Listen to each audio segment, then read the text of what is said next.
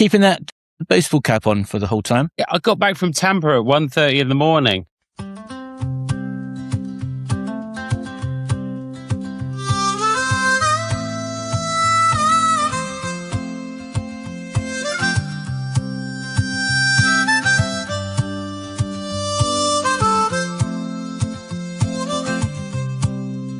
Well, sit on down, let's gather round. I got a tale to tell about a little podcast that just feels like home, oh so well. I can't believe it's still rolling, never thought we'd see the time. Season 2 is shining bright, ready for another climb. I think you really ought to listen, tune your heart to every sound. There's laughter, tales and wisdom, oh the joy that can be found. So go and give it a try. Come and see what's in store. Eddie and Pete on the way. There's always something more. Cruise ship stories and rambling dreams. Share the moments, share the beams. It's a podcast you don't want to miss. Laid back vibes, it's pure bliss. So when you can watch it unfold over on YouTube. Stories told, nothing rhymes to watch. I'll admit unless I look at my watch and it clicks. From tales of journeys across the sea to footnotes from the past, every episode's a treasure. Here friendships built to last. Sipping coffee with memories, every story shines and gleams. So gather round together, share your hopes and dreams. Just turn it on and let it play. While you work or sit and relax, it's like a cozy radio show. You'll never wanna look back. Cruise ship stories and rambling dreams. Share the moments, share the beams. It's a podcast you don't wanna miss. Laid back vibes, it's pure bliss. So when you can watch it unfold over on YouTube. Stories told, nothing rhymes to watch. I'll admit unless I look at my watch and it clears.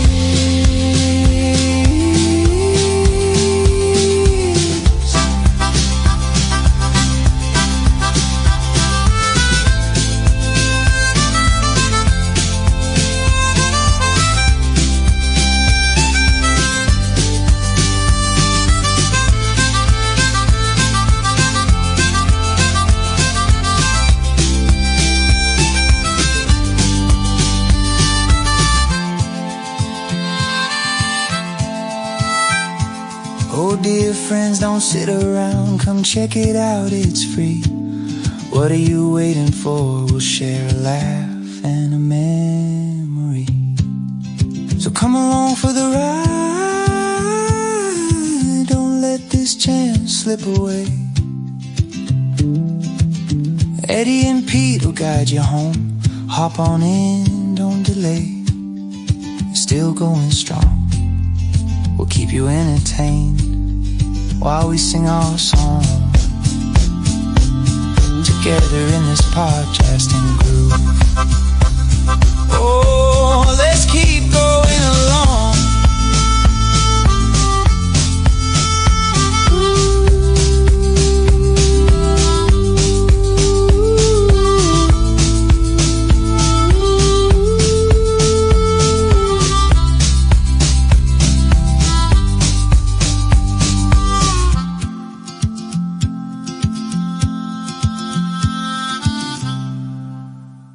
Still going. I'm absolutely knackered. Hence the reason I look. And is it bad. mostly you that they're coming to see, or Jane Curry? Me? Ain't nobody coming to see me. God no. No, it's all Jane. Jane is like Jane's a superstar around here. Like she has 44 shows this season. Like So there's no one like Jane in the fact that in the world, like she could, let's say she booked a venue in San Diego or Beloit, Wisconsin, nobody would buy a ticket because they don't know who she is. Unless there was hype and marketing around it, they don't know who she is. Here, like she sold out at the venue we were at yesterday. So just explain who Jane is quickly so we know what we're talking about. Because I met Jane, I don't know, about 11, 12 years ago when she first came on a cruise ship. John Grantham, the Hollywood stuntman, who's on Royal Caribbean, was the cruise director, and I was the assistant cruise director. And she was a lovely, great personality. She came in to the office, but she was just in t-shirts and jeans, didn't really know anything about her, and she was just a nice northern UK girl, right? And then in the office, it was on one of the smaller ships we used to work on, where the office was right outside the theatre. And so while doing the sound check and the rehearsal for the show, you could hear the show inside. On some of the bigger ships, the cruise director office is completely unconnected to the theatre, right? So you can't hear them doing rehearsals. And on this, I could hear the rehearsals and it sounded amazing. And I called John to say, you've got to come down to the theatre. I think we're going to have the next big thing, for cruise ship entertainment, which was quite right, wasn't it? And she stormed it. Of all of the guest entertainers, the headliners that guests come up and ask about when they say, oh, well, we haven't seen such and such, they don't remember the name. Whenever I say Jane Curry, yeah, Jane Curry, that was it. She made a really big impression, didn't she? Yeah, and it's funny because she never says anything nice about you. It's interesting, but no, she always credits you with that and her journey with Celebrity Cruises, because you were the first person who sort of said, hang on a minute, there's something special going on here. And the fact that you called John, and she always talks about that. She has very fond memories, and she's always grateful, I think, forever grateful for that for the journey that came after that with Celebrity, and the fact that you were there right at the start of it. Jane's been cruising. The thing with Jane is, going back even before that, she started on the sort of the cabaret circuit, the traditional circuit in Britain, which was doing the clubs and pubs and bars and restaurants and small venues and things like that. And she really learned her craft on the way up, because then you learn to deal with, it's a bit like a comedian playing in small rooms and dealing with hecklers and dealing with different crowds up and down the country. So there's nothing wrong with going on The Voice at the sort of age of 16 years old and having never done anything. But you need a good team around you to prepare you for that, because you don't understand when anything goes wrong, which it always will. You're not really equipped to cope with it. Whereas if you've done the circuit, then you are a lot more prepared to deal and be flexible and come up with a way of figuring things out. And you're probably a bit tougher mentally and physically. You can sort of cope when you have more ill health or things go wrong or travel problems happen. So Jane's been in the industry over 25 years, and she did different cruise ships. But when she first started doing an American cruise ship, I think she started with Windstar, and eventually, after things like P&O, I think she did Celebrity. You were there at the start. And then after that, it was a love affair between Celebrity Cruises guests and Jane Curry. So she did Windstar, I think she did P&O, and then she got to do American cruise ships. And a lot of people wouldn't book British performers to play to American people because they didn't think that they could cope with that. But actually, she translates all the jokes to an American audience. And so she was kind of the big name in cruise ships in terms of the entertainers. And in fact, you know this, that all cruise directors wanted Jane Curry, and I didn't have her for the first, I think, 18 months. And I was kind of getting upset, going, well, why doesn't Jane Curry want to be on my ship? So, but when she'd come on board, there's people like me and Alejandro that would always make her do as much as possible, because you couldn't lose, have her do her show and a matinee and a pop-up and Liars Club and, Jane Curry's big night out in the Grand Foyer or the Grand Plaza, wherever it might be. And so, people didn't get tired of seeing Jane, and they just wanted more. And anytime she did anything, people would show up for it. So it was always a really good thing that guests would really enjoy. Ratings would go up. The crew would be happy because she was always so nice to everybody. So skipping forward in the story a bit, she basically had a baby. And so that means it's more difficult to do cruise ships. And then, I don't know if you know, but there was a pandemic. And then she also set up a company helping cruise ship entertainers or wannabe cruise ship entertainers or cruise ship entertainers that were looking for a new home to get more work. So she basically then got a visa to work in the United States of America as well. And in Florida, in various places in America, there is a circuit of theaters. A lot of them are private theaters. You can't go to them or buy a ticket to them. But they're private theaters in community, anywhere between, say, 150, 200 to 1,200 people. And she does the show similar to the cruise ships, but longer, that she did on the cruise ships. She does in these theaters here. So for 6 months, she was doing the UK, and 6 months she was performing in the United States of America, running the business in the UK and performing in these theaters in America. And in this last year, she's made the move, which is why I'm in Florida as well, because we're business partners with her and her husband, Steve. And if you've ever seen Jane's show, Steve features a lot in that show, because he was a professional golfer, and it's going brilliantly. Her son is in school here in South Florida now. He's having a wonderful time. He's thriving. He's a fantastic kid. And Steve's playing a bit of golf. He's also running the US business here. And Jay's still performing. So I just got back from Tampa at 1:30 this morning. Hence the reason I look like this. And I'm doing this now. And then she's got another show tonight. And then she had one on Thursday. And just doesn't stop. So what do you think are the ingredients that make, you'd say she's one of the perfect role models in being an entertainer? She has the kind of thing that connects with the audience. So they talk about her. They remember, they want to speak to her afterwards. It's not just talent, is it? It's like talent. I know being a great singer is part of it, but I think there's also, how do you connect with your audience to make them love you, really? There's some element she has to that everybody could learn from. So, yes. The thing is, if you're on a cruise ship stage, a lot of people just assume you're going to be very good at that thing that you say you're doing, whether it be playing a trumpet, trombone, playing a saxophone, being a magician, being a singer. They assume that bit. So just being talented like that isn't actually enough. You've got to somehow connect with people through humor or stories or something else that you bring to the table. And Jane just kind of brings everything. She's very warm. She's genuine. She's funny. And she talks a lot about her life. She's open about the life and the things that have happened. I know the stories that are behind the stories, and they are true. And they are genuine things that have happened to her. She's very self-deprecating. She makes the stories accessible to people and relatable. She talks about wearing Spanx, and she talks about, the joys of having a job and bringing up a kid and those sorts of things. So it's warm and genuine and funny. And I think people enjoy that side of things. And she's also prepared to make fun of herself.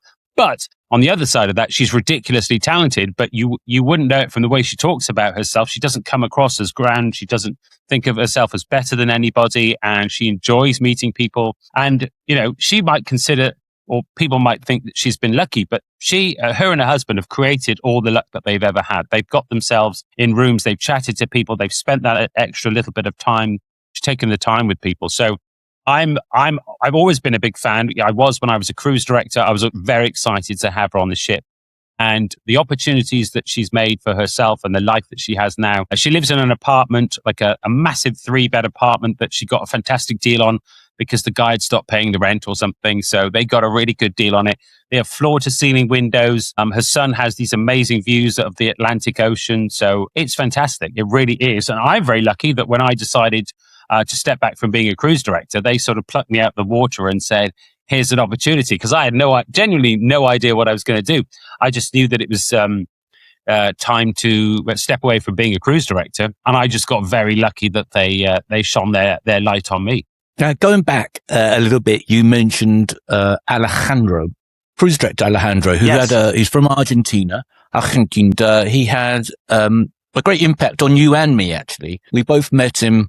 I think I met him on my very first contract, 2009, and I was quite wary of him. I didn't know what to make of him because he was spending more time with the rest of the team than he was with me. And when I eventually sat down with him and we had a one-to-one, and chatted about how you're feeling and how's everything going. And I said, well, I was a little bit put out that I'm the last person you talked about. Oh my God. It's because you're the only one who's not an idiot. He said, all the other people I have to talk to, I'm doing The way you pronounce my name. Can you hear me up there? Yeah, I can hear everything. I can't hear The way you pronounce my easy name. You hear what you want. How did you pronounce my name? Handle. And Really we got good. on like a house on fire. And he's another one of those people who goes out of his way. He works really, really hard. He comes up with brand new ideas and old ideas that he makes into new things.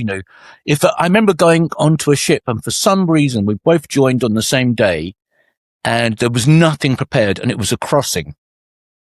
And he said, when I knew you were coming, I knew we'd be able to he's one of those people who you can literally just have to work on the spot with nothing planned and say, bring a pineapple and a glass of fruit juice and we'll do a show on the stage, and you just go with it. And it was really good fun. And as you say, he was a really big fan of Jane as well. And you and him and some of the other cruise directors as well would really try and get Jane for a crossing. So when you have a lot more sea days, because you can get about 4 shows out of her, right? So you get your money's worth, really good value for it. Yes, Jane, on one crossing we did, I think Giuseppe was activity manager and I was cruise director, and we had a really good team. And Jane came to me and said, I've got some ideas for the crossing. And I can't remember. It was something like she had something like 14 ideas that she wanted to run by me, and then I got to say yes or no to them. I think it was something like 14 ideas. She probably didn't know the exact number. It might be slightly more, it might be slightly less. But she came up with these ideas and I just said yes to all of them. Just said yes to every single one. She wanted to do like a pop-up in the Martini Bar. The big night out started there as an event in the Grand Foyer. It was doing something for the elite guests that were on, but like every single one, I was like yes to all. I said, you do it. I'll give you some money. I'll give you a budget. She put together a guest and crew show, which was a very special memory as well.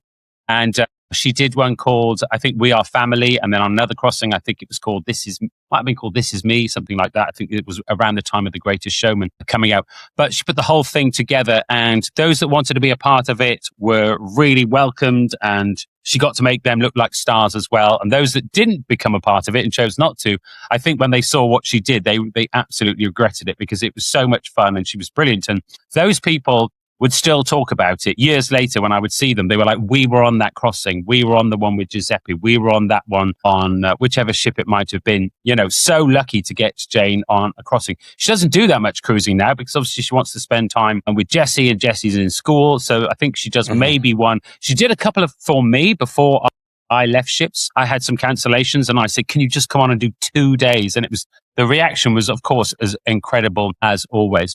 But yes, Alejandro and I would fight for Jane Curry. We'd always say, you know, Alejandro would be like, I must have Jane Curry. And not a very good Argentinian accent, but I have very fond memories of Alejandro, because he's the reason I had the job in the first place. He's the reason I was cruise director, and he's the reason I met Jane Curry. So tell me, how did Alejandro have a hand in you becoming a cruise director? You didn't see me spill the coffee then, did you?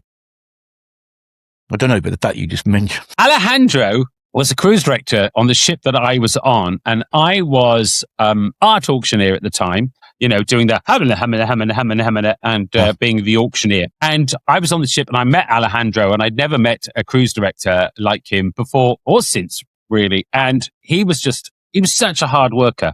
Alejandro, like, he's a little bit like Jane in the fact that he's quite self-deprecating, but Alejandro loves coming up with new ideas. He loves working hard. He's very generous as well. And he would just get you caught up in the cyclone that is Alejandro.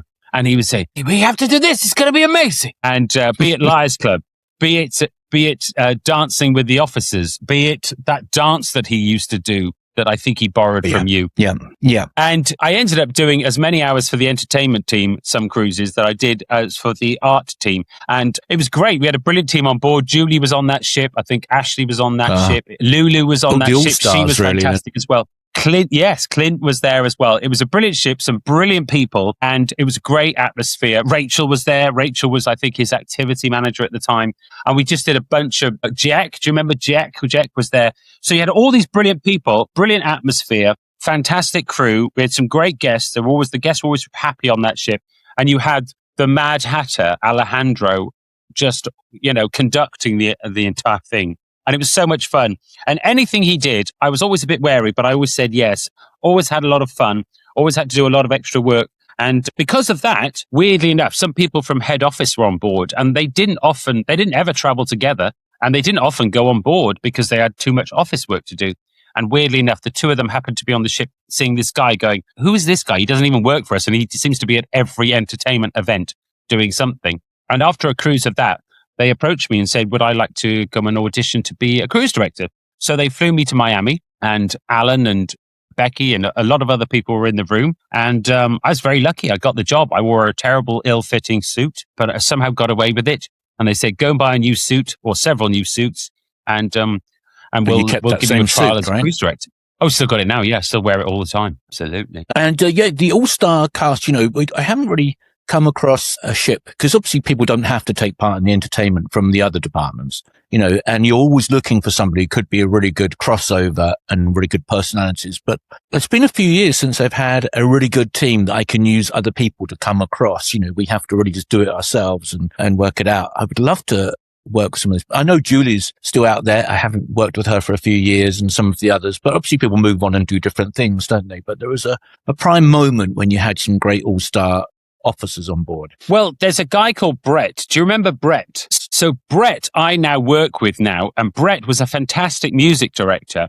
And even though that's within the entertainment team, you don't expect them to be able to turn their hand to anything. But when we were on the ship together with Brett and we did the improv nights, I remember more Brett from the improv night and how funny he was, rather than the stuff he did as music director, as MD. Because even though he's a phenomenal player, phenomenal saxophone player, phenomenal, he plays all the sticks, the flutes, and all those sorts of things. But I just remember him being so funny in the improv nights that we did as well. But so when I see him, I always greet him warmly, not because he's a phenomenal musician, which he is, but because he was so funny at doing improv with us. Yeah, no, I get it. Absolutely. I feel those things too. When they're a surprise, when somebody really excels at something, you think, oh my God, why weren't we doing this all the time?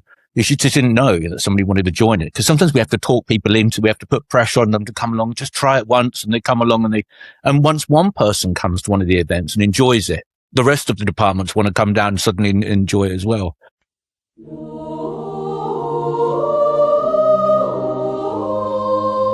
Lonely Welshman living in the past doesn't have a sense of fashion. His skill is walking fast. Then one day his dreams came true when Peter came to stay. And from that day he a little bit cooler, if only for a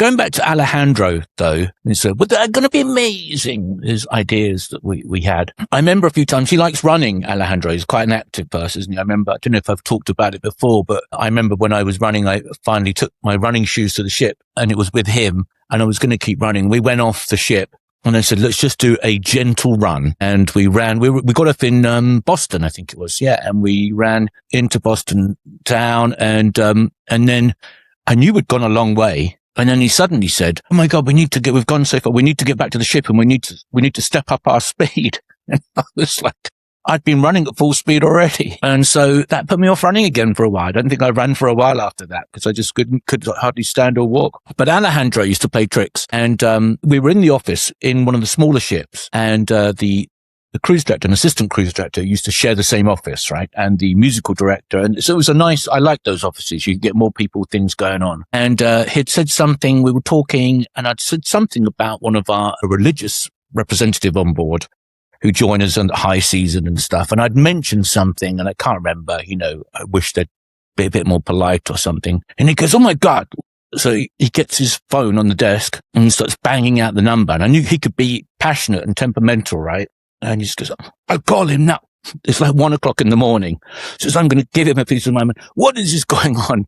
And I'm going, no, don't do that. But he was just calling his own phone just to see my reaction, which was good. Now, you also said, a little while back, and when I said a little while back, because the last time we recorded it, we were going to do bulk recordings, and now we only recorded that one in about 3 weeks ago. But you mentioned a comedian or a magician you came across, Danny Buckler. Yes, Danny Buckles. Yeah. And this was the strange thing, how much of a small world it is, because I just round the corner from where I live is a community hall. They do dance classes and things like that.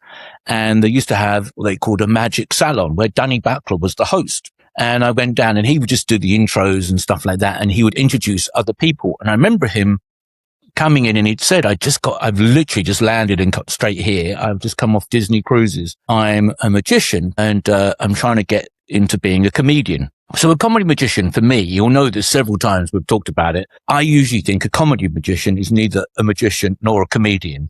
They're neither good at both. They're sort of the weakest element. But when you are putting together a program, you've got, let's say 7 days. You've got a production show, a big musical going on. You want a great vocalist to come on, maybe a great comedian.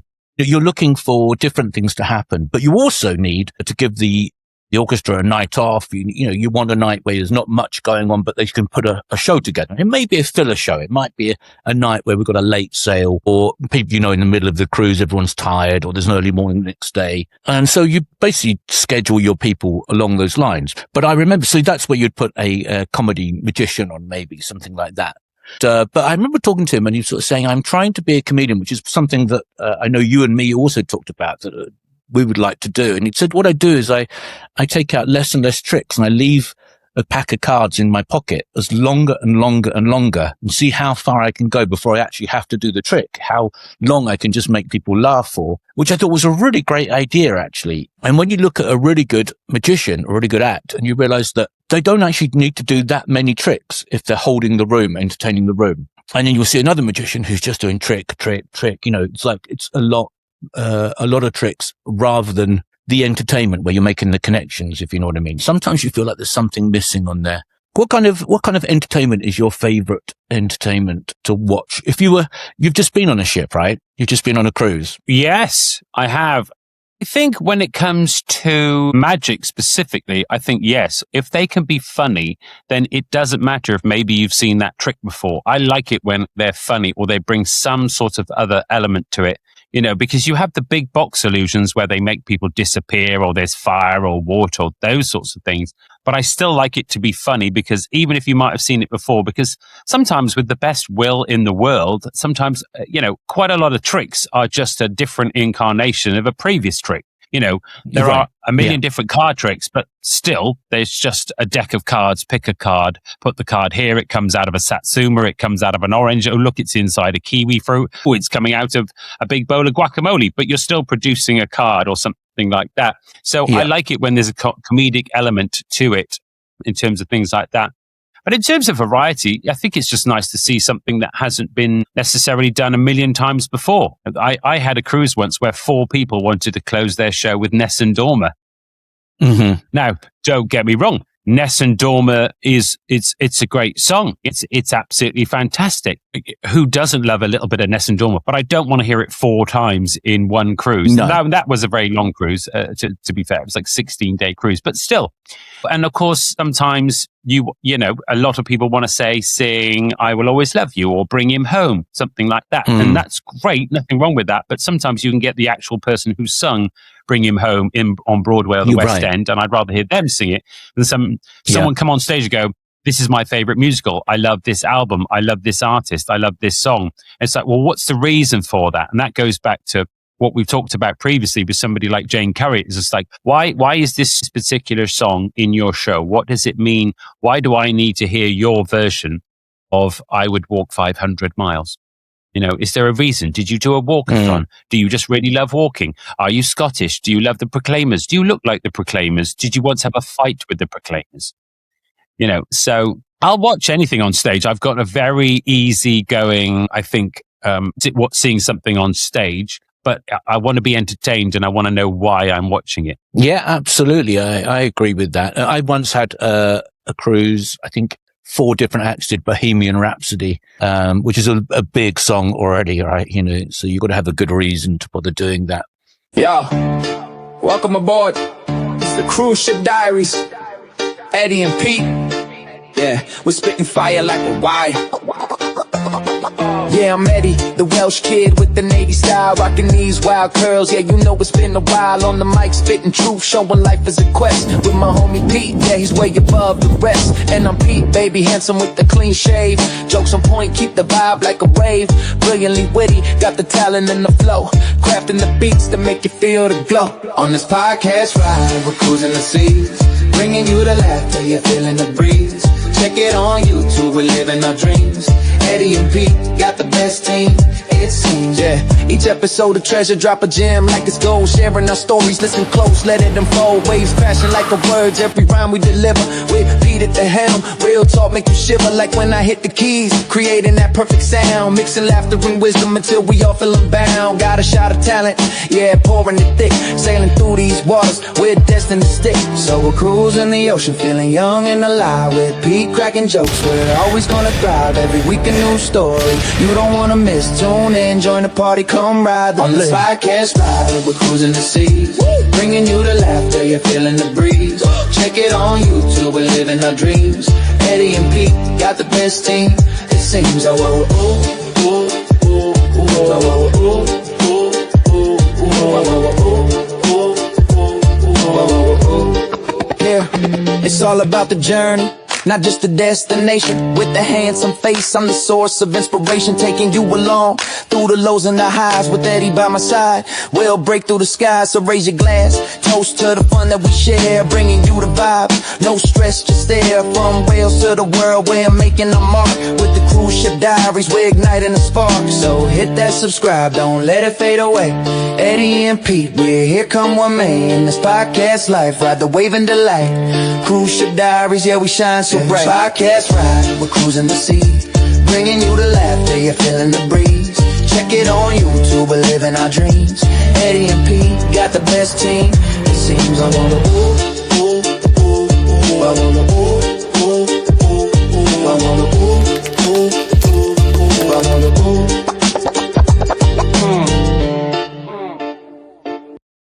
Subscribe and like, go and leave a comment if you want it. That would really cool. So if you're cool, then do that. Then oh, and tell someone about it. The podcast, not the comment. Although you can tell someone about your comment too, if you want. But mostly tell someone to listen to the podcast. Okay, then I think that's for this one. Bye bye.